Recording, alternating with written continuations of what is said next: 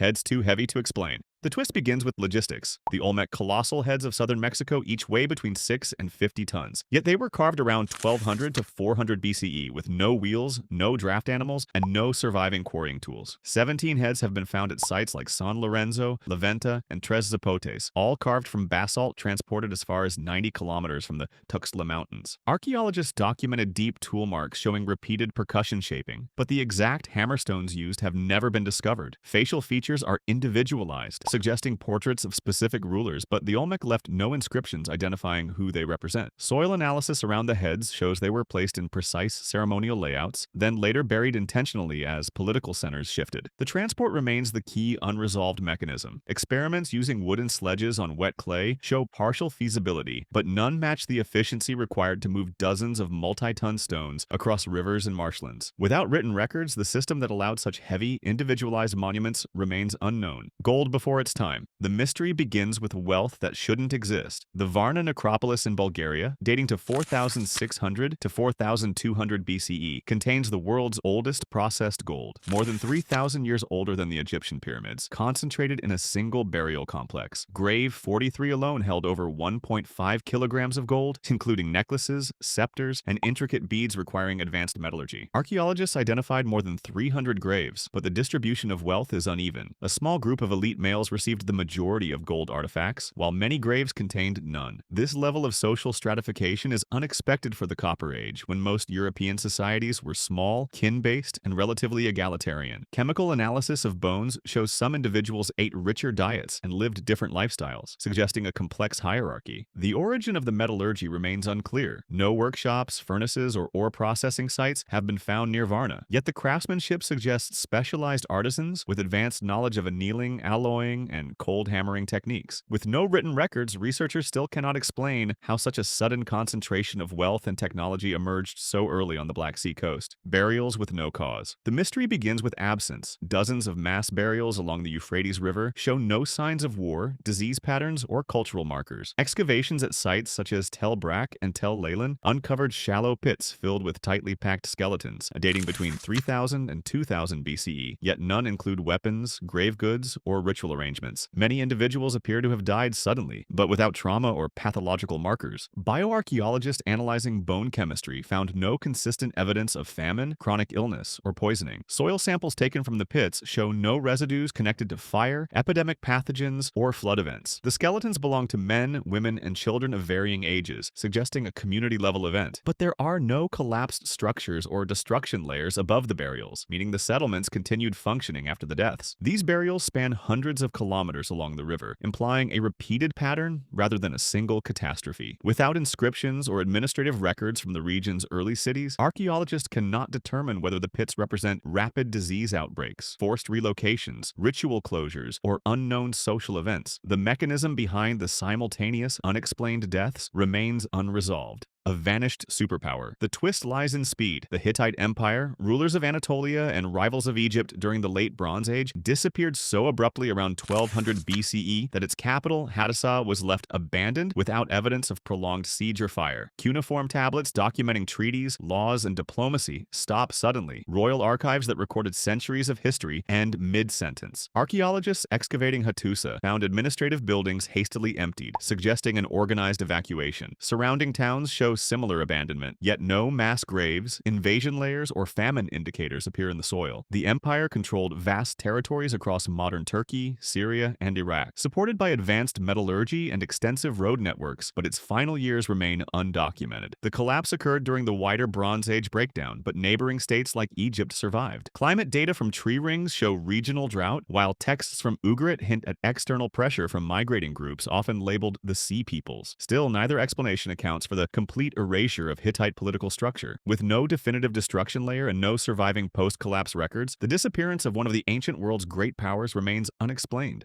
A city with no blueprint. The mystery begins with silence. Great Zimbabwe, a sprawling stone city built between the 11th and 15th centuries, contains massive dry stone walls up to 11 meters high and 5 meters thick. Yet the culture that built it left no written language, no construction plans, and no inscriptions identifying rulers or architects. The entire complex was engineered without mortar, using carefully chosen granite blocks shaped to interlock through friction alone. Archaeologists mapped the site into three major zones: the hill complex, the Great Enclosure, and the valley ruins. Excavations uncovered trade goods from as far as China and Persia, showing the city was an important economic hub, but no workshop areas, quarrying systems, or staging ramps have been found to explain how builders transported and positioned tens of thousands of stones. The Great Enclosure's perfectly curved outer wall contains a 90-meter-long section with uniform courses that would require advanced surveying. The city was abandoned around 1450 CE for reasons still unclear. Soil evidence rules out catastrophic drought, and there is no destruction layer indicating invasion. With no text from its builders and only limited oral history preserved, Great Zimbabwe's engineering methods and political organization remain unresolved. Mummies from the wrong place. The twist is biological. The Tarim Basin mummies of Western China, dating from 2000 to 1800 BCE, possess European-like physical traits: tall stature, light hair, and elongated facial features, yet were found deep in Central Asia, thousands of kilometers from known Indo-European homelands of that era.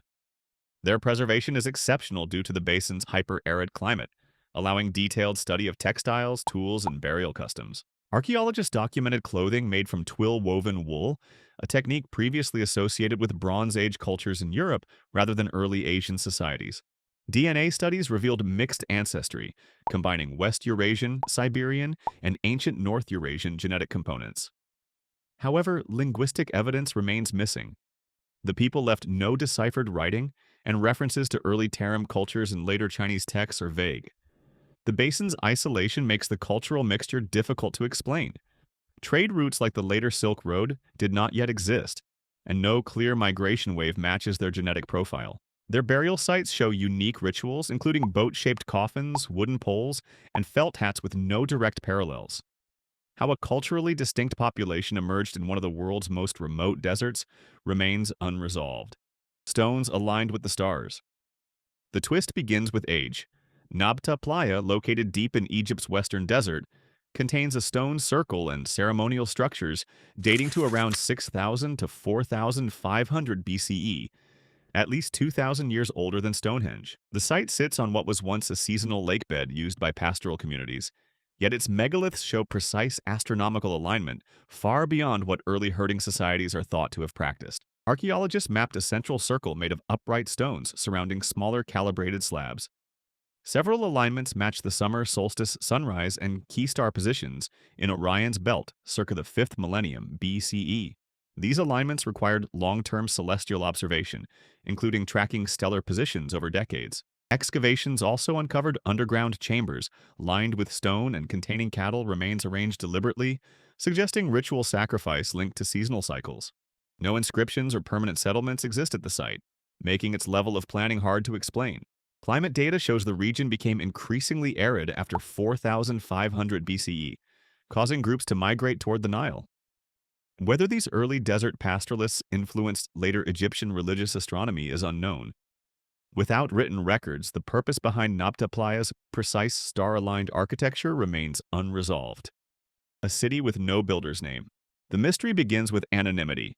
Teotihuacan, a planned metropolis covering more than 20 square kilometers, contains monumental structures like the Pyramid of the Sun, Pyramid of the Moon, and the Avenue of the Dead, yet no inscriptions identify who built it. Unlike the Maya, who recorded rulers and dates, Teotihuacan left almost no readable text, despite being one of the largest ancient cities in the Americas between 100 and 550 CE. Archaeologists excavating beneath the pyramids discovered multi-level tunnels, mercury-filled chambers, and sculptures representing diverse deities. The city's grid layout shows advanced urban planning, with apartment compounds arranged around courtyards and standardized drainage systems. Chemical analysis of plaster and pigments reveals long-distance trade networks stretching to Guatemala, Oaxaca, and northern Mexico.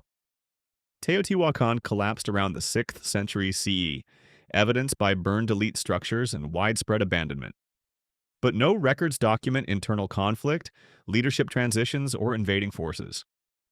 Later cultures like the Aztecs revered the city but did not know its founders' names.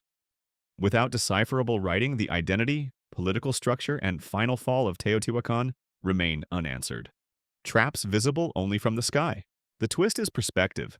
The desert kites of Jordan and the broader Middle East, giant V-shaped stone structures stretching for hundreds of meters, can only be recognized as deliberate designs from the air. Yet they were built between 7,000 and 4,000 BCE, long before aerial vantage points existed. On the ground, these low stone walls appear random and discontinuous, but satellite imagery reveals coordinated funnels leading into circular enclosures. Archaeologists identified thousands of these structures across Jordan, Syria, Saudi Arabia, and eastern Turkey. Excavations at Kite Termini uncovered concentrated animal bones, indicating they were used to herd gazelle, oryx, and other wild species into enclosures for mass capture. But the scale is unusual. Some kites span more than 3 kilometers, requiring coordinated labor far beyond what small Neolithic groups are thought to have mobilized. No permanent settlements exist adjacent to the largest kites, and no tools or inscriptions identify their builders. The design's efficiency implies detailed knowledge of animal behavior and landscape planning.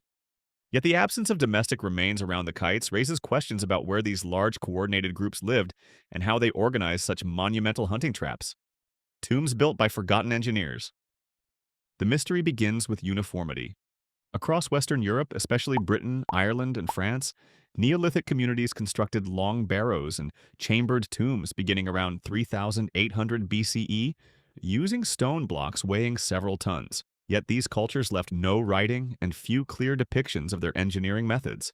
Many tombs, such as West Kennet Long Barrow and Maishowe, incorporate corbelled roofs and precise orientation toward solstice events. Archaeologists examining construction layers found that tomb interiors were often assembled with remarkable consistency.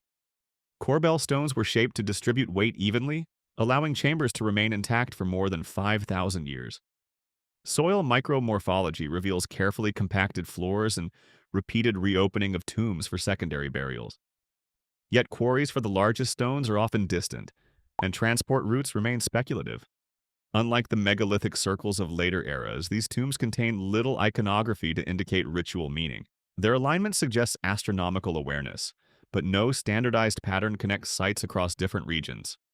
Without text or symbolic clues, researchers still cannot determine how separate Neolithic groups developed similar construction strategies, or why tomb architecture advanced so rapidly in prehistoric Europe.